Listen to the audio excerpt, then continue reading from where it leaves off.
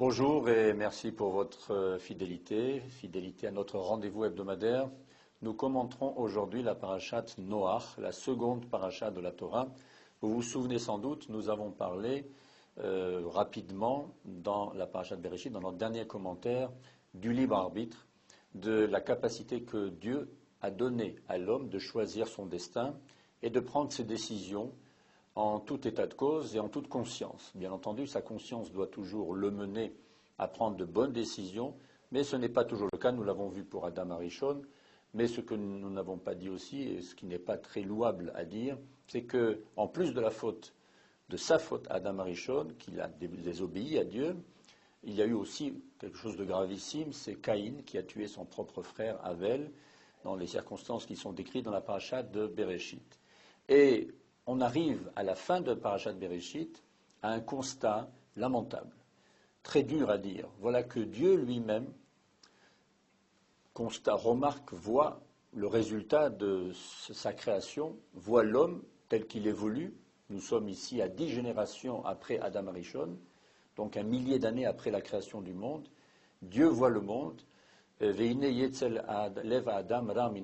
voit que l'homme a une tendance à faire le mal qui est innée, qui est depuis la petite enfance, et finalement, il n'arrive pas à surmonter cette tendance à faire le mal, contrairement à ce que Dieu attendait de sa part.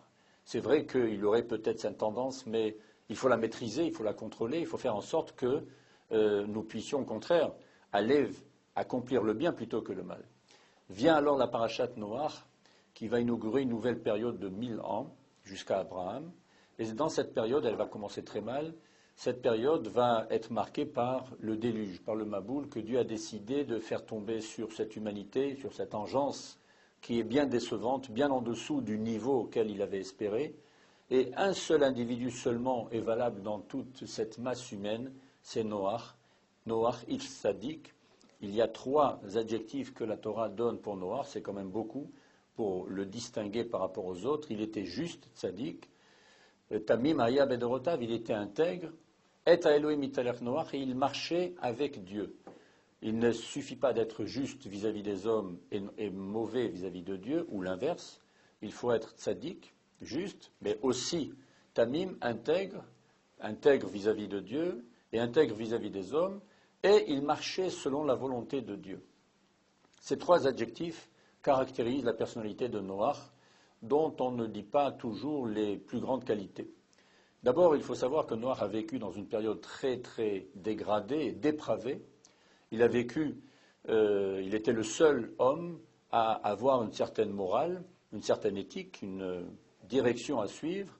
Et d'ailleurs, nous dit le Midrash, pendant 120 années, il a construit l'arche que Dieu lui a demandé de construire. Ça fait beaucoup d'années pour ce qui peut apparaître comme étant un bateau. Un bateau, on ne le construit pas en 120 années, sinon l'industrie nautique ferait faillite depuis longtemps. Un bateau, ça prend quelques mois, voire quelques années maximum.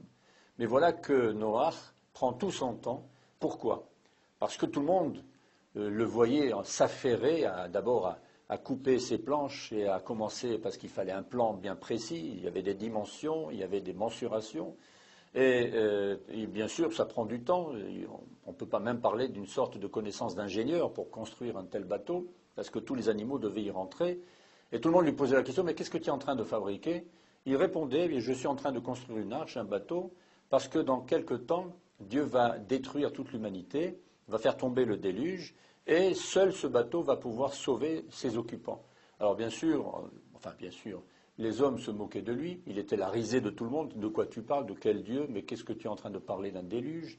Et finalement, Dieu, comme il le fait toujours, on l'a vu à propos de Ninive également, l'Haftara de Yona de Yom Kippour, avant d'envoyer un malheur, il envoie d'abord un messager, un prophète, ou un homme qui porte sa parole pour aviser les gens, pour leur donner la possibilité de retourner et de s'amender. Si cet homme ne réussit pas sa mission et si les hommes ne le prennent pas au sérieux et finalement rien ne se fait d'extraordinaire, ils ne reviennent pas sur leur attitude négative et mauvaise, alors à ce moment-là, Dieu applique ce qu'il a prévu, c'est-à-dire en l'occurrence le Maboul, le déluge. Et ce qui est extraordinaire, c'est que ce déluge, qui est un châtiment terrible de l'eau bouillante qui tombait des cieux en quantité énorme et qui a inondé absolument tout, plus rien n'est resté, même au niveau des poissons, des animaux et des êtres vivants, des hommes.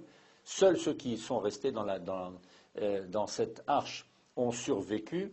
Et finalement, nous retrouvons d'ailleurs ce chiffre 40, pendant 40 jours et 40 nuits, il y a eu ce déluge qui est tombé, et beaucoup de temps pour que le déluge puisse abaisser le niveau, s'abaisser pour permettre aux gens de sortir de ce bateau.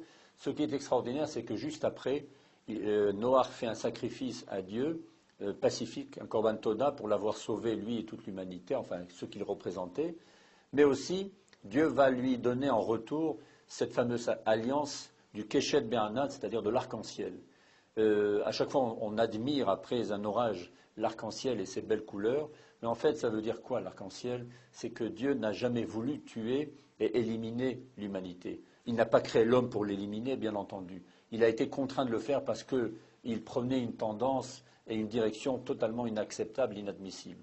Alors cette alliance du Keshet Be'anan, c'est quelque chose qui vient nous montrer pour toutes les générations et pour l'éternité que Dieu aime l'humanité, que Dieu veut au contraire que l'humanité se conduise convenablement.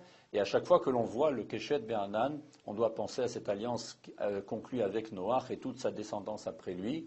Ça veut dire qu'en fin de compte, nous ne sommes sur terre que pour garder un certain niveau, pour nous diriger dans une certaine direction et pour garder précisément ce niveau auquel Dieu nous a placés et ne pas nous dégrader, ne pas tomber de cette élévation à laquelle Dieu nous avait placés pour nous comporter de la façon la pire qui soit. Ça, c'est le souvenir du Keshet Be'anan et du déluge. Finalement, d'un mal doit sortir un bien.